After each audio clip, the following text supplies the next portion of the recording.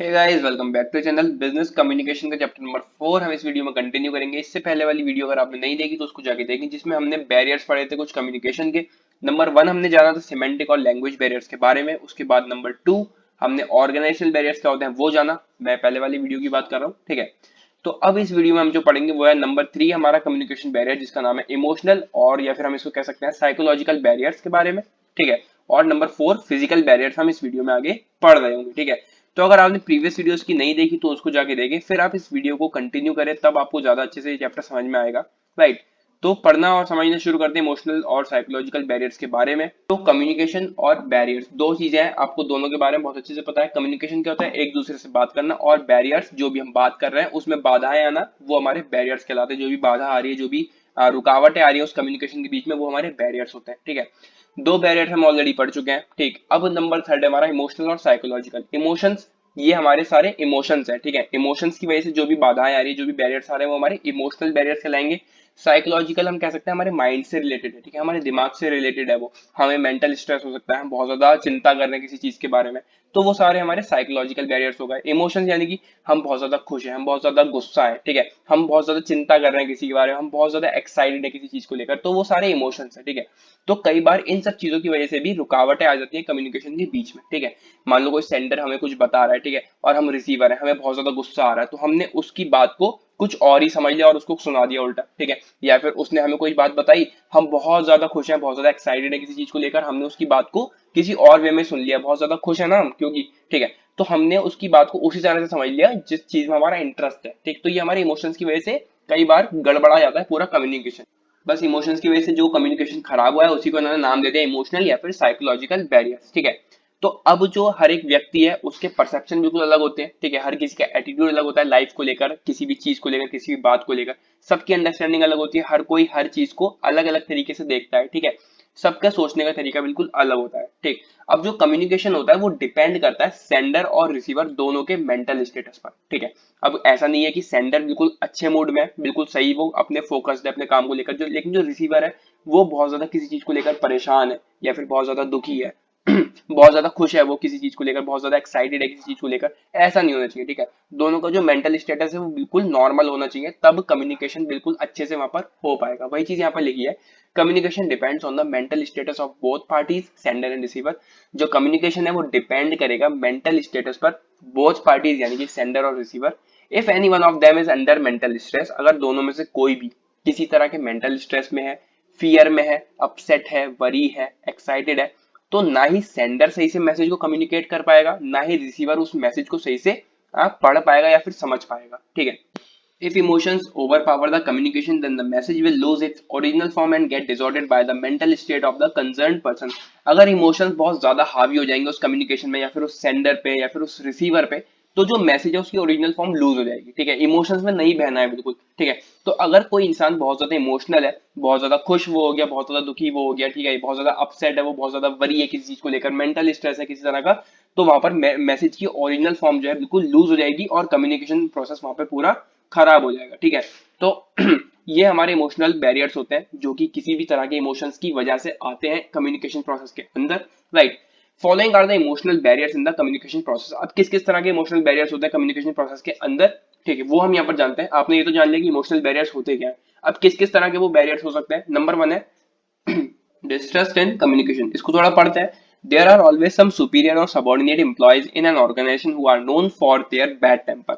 एक ऑर्गेनाइजेशन के अंदर, एक बिजनेस के अंदर बहुत सारे एम्प्लॉयज होते हैं, उसमें से कोई ना कोई ऐसा सुपीरियर या फिर कोई ना कोई ऐसा सबॉर्डिनेट जरूर होगा जो बैड टेम्पर के लिए जाना जाता होगा। बैड टेम्पर यानी कि उसको किसी भी छोटी सी छोटी बात पर गुस्सा आ जाए, ठीक है, बहुत ज्यादा वो भड़क जाए, कुछ उल्टा सीधा वो बोल दे, ठीक है। तो ऐसा कोई ना कोई सुपीरियर या फिर कोई ना कोई सबॉर्डिनेट एक बिजनेस के अंदर जरूर होता है। Messages communicated bye such person discourage the concerned employees. अब जो ऐसे लोग होते हैं जो बहुत ज्यादा मुंह से कहें तो बहुत बुरा बोलते हैं किसी को, ठीक है, बहुत बैड टेम्पर है, तो उन्हें बहुत जल्दी किसी चीज को लेकर गुस्सा आ गया, ठीक है। तो आज के समय की अगर हम बात करें तो कोई भी व्यक्ति ऐसे इंसान के साथ रहना पसंद नहीं करेगा जिसका बैड टेम्पर हो, जो उल्टा सीधा किसी को बोलता हो, ठीक है। तो बिजनेस के अंदर जब ऐसे लोग होते हैं जिनका बैड टेम्पर होता है, उनसे लोग पीछा छुड़ाना चाहते हैं, कि अपने आप को वो दूर रखना चाहते हैं।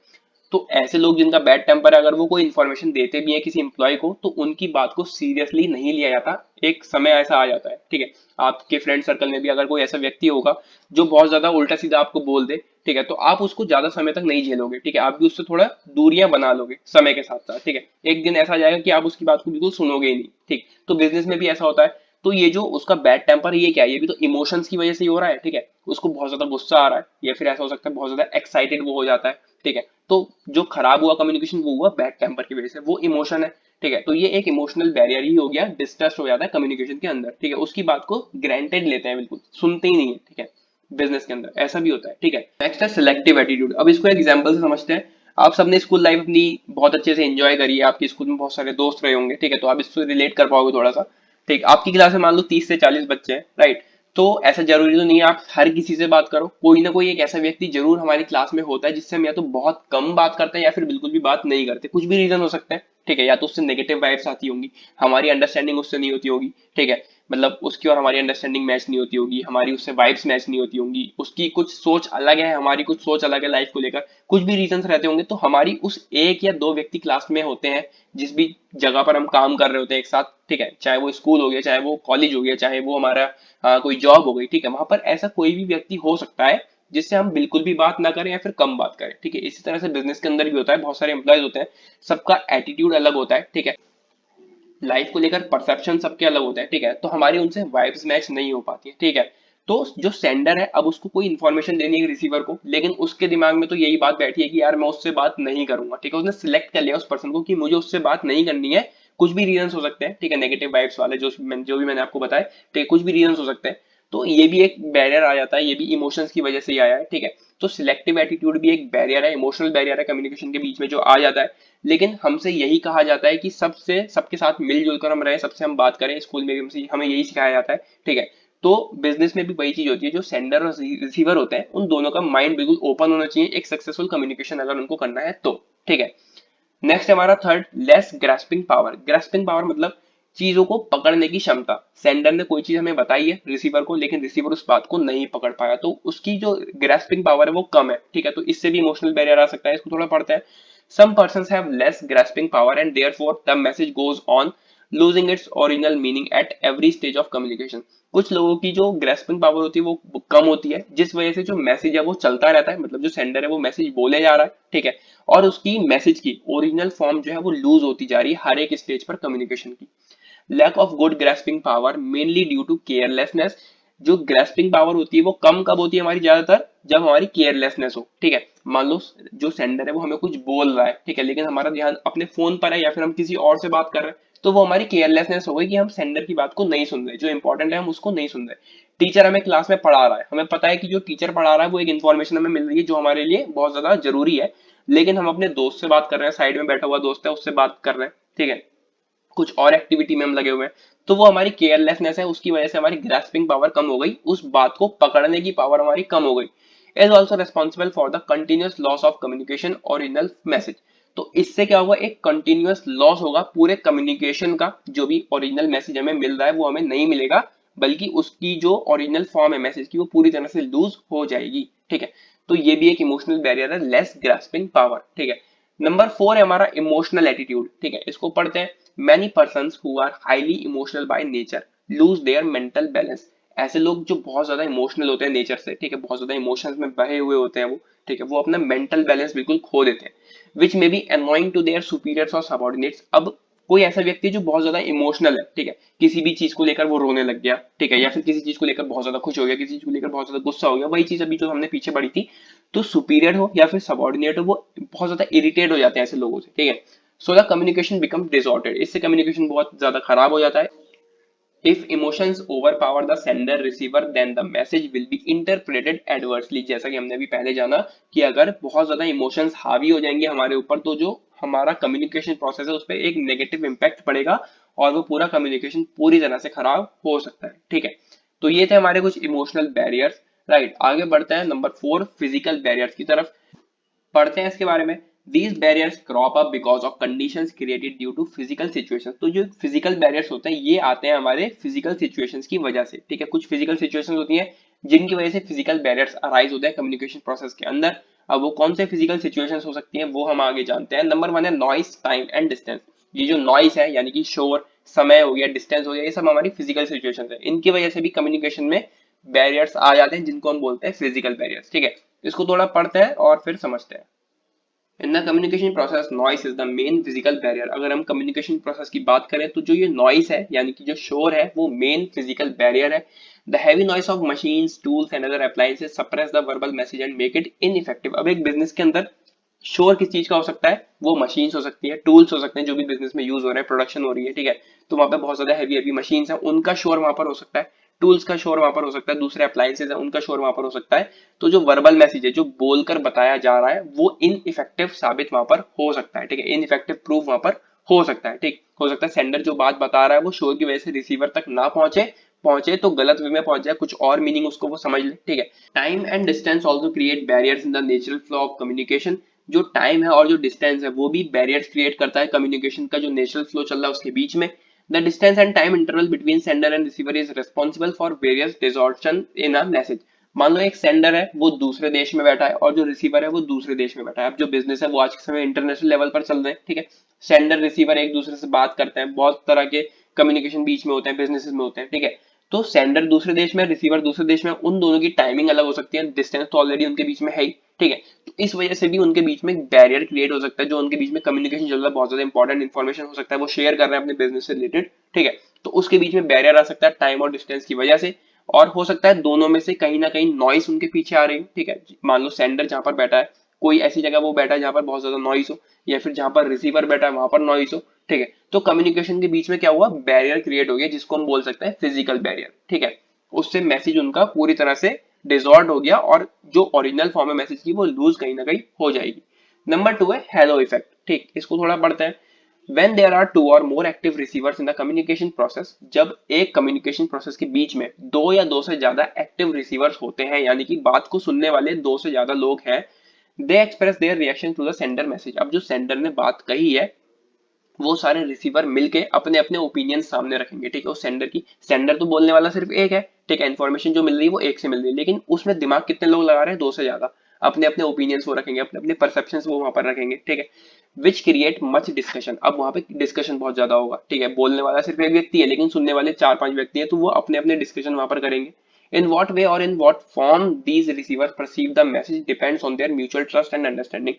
अब जो उनका इंटरेस्ट होगा, जो उनकी अंडरस्टैंडिंग होगी, उसके हिसाब से वो बात को समझेंगे। ठीक है, मान लो सेंडर ने कुछ और बात कही है लेकिन सब लोग उस बात को सुनेंगे कब कब, जो जिस बात को लेकर उनका इंटरेस्ट होगा, जिस बात को लेकर उनकी अंडरस्टैंडिंग होगी। टीचर या फिर कहो तो प्रिंसिपल हमारी क्लास में आके बहुत अच्छी अच्छी बातें हमें बता जाते हैं, लेकिन हम सिर्फ वही बातें सुनते हैं जो हमारे इंटरेस्ट की होती है। ठीक है, टीचर ने बहुत सारी चीजें बताई हैं, तीन चार चीजें उन्होंने बताई, लेकिन हमने सुना क्या? जो उन्होंने खेल से रिलेटेड बातें कही है, जो उन्होंने गेम से रिलेटेड कही है, जो उन्होंने कुछ बढ़िया सी एक्टिविटी स्कूल में होने वाली है उससे रिलेटेड जो बातें कही है, सिर्फ हमने उन पर ध्यान दिया। उन्होंने फीस के लिए कहा, वो हमने ध्यान ही नहीं दिया। ठीक है, क्योंकि वो हमारे मतलब की नहीं है, वो तो हमारे मम्मी पापा कर देंगे। हमने किस चीज पर ध्यान दिया? जिसपे हमारा ट्रस्ट है, म्यूचुअल ट्रस्ट हमारे हैं, हमारी अंडरस्टैंडिंग जितनी है, जो चीजें हमें समझ में आ रही है अच्छे से, हमने सिर्फ उस पर ध्यान दिया, बाकी चीजों को हमने बिल्कुल इग्नोर कर दिया। ठीक है, तो उसको हेलो इफेक्ट बोलते हैं। क्लासरूम एक बेस्ट एग्जांपल है क्योंकि जो टीचर है वो सेंडर है और जो सारे बच्चे हैं वो रिसीवर है। रिसीवर हो गए बहुत सारे और सेंडर हो गए सिर्फ एक। ठीक है, जो भी इंफॉर्मेशन वो दे रही है सारे बच्चे अपने अपने म्यूचुअल इंटरेस्ट के अकॉर्डिंग, म्यूचुअल अंडरस्टैंडिंग के अकॉर्डिंग उन चीजों को ले रहे हैं। ठीक है, सारी चीजें वो नहीं सुनेंगे, जो जिस चीज में उनका इंटरेस्ट है सिर्फ उस बात को वो सुनेंगे, बाकी सब इग्नोर। ठीक है, तो उसको बोलते हैं हेलो इफेक्ट। नंबर 3 है वेल्थ फाइनेंस रिलेटेड ऑब्स्टेकल्स। ठीक है, अब जो वेल्थ है, जो फाइनेंस है, इससे रिलेटेड ऑब्स्टेकल्स भी आते हैं, उनको भी हम फिजिकल बैरियर बोलेंगे। Limited financial resources also create obstacles in the flow of message in the communication process.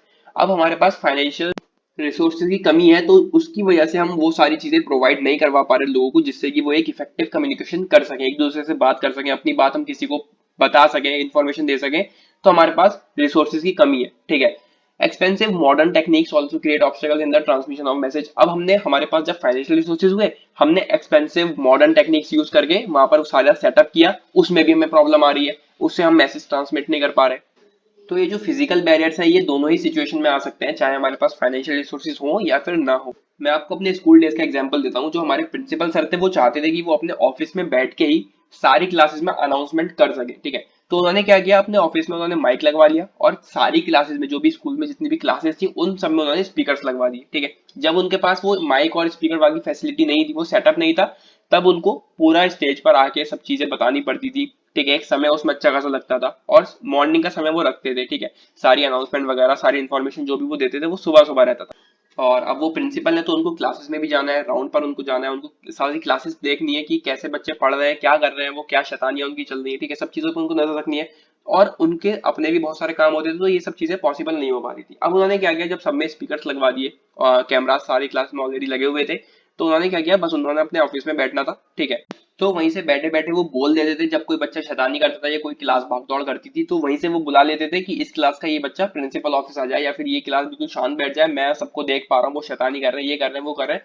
तो कुल मिला के उनको वहीं से वो सारी चीजें दिख रही है, वहीं से वो बोल रहे हैं। लेकिन इससे डिसएडवांटेज क्या होता था कि जो क्लास बिल्कुल शांत बैठी है, वो बहुत ज्यादा फोकस के साथ अपना काम कर रही है, उनको भी आवाज सुनने को मिलती थी। ठीक है, एक तो डिसएडवांटेज यही था।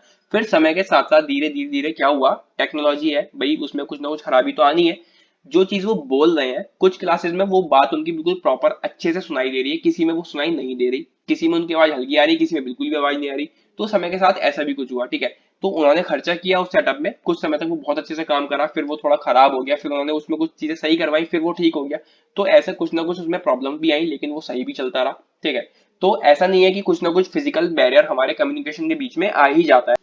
हमारे पास फाइनेंशियल रिसोर्सेज बिल्कुल नहीं होंगे तब भी बैरियर आ सकता है, और अगर हमारे पास एक एक्सपेंसिव कम्युनिकेशन सिस्टम होगा तब भी वो बैरियर्स आ सकते हैं। ठीक है, जिनको हम बोलते हैं फिजिकल बैरियर्स। ठीक है, तो ये थे हमारे फिजिकल बैरियर्स, हमने इसमें जाना है इमोशनल और साइकोलॉजिकल बैरियर्स के बारे में। इस वीडियो में बस इतना ही। इससे पहले वाली वीडियो में हमने दो बैरियर्स और डिस्कस किए थे बहुत अच्छे से। ठीक है, उनको आप देखें, अगर आपने नहीं देखे तो उनको अच्छे से समझे। आने वाली वीडियो में दो बैरियर्स हम और कवर करेंगे, सिर्फ एक और दो वीडियो में ये चैप्टर पूरी तरह से खत्म हो जाएगा। आने वाली वीडियोस के लिए चैनल को सब्सक्राइब करें। मिलते हैं अगली वीडियो में। Till then take care and bye bye.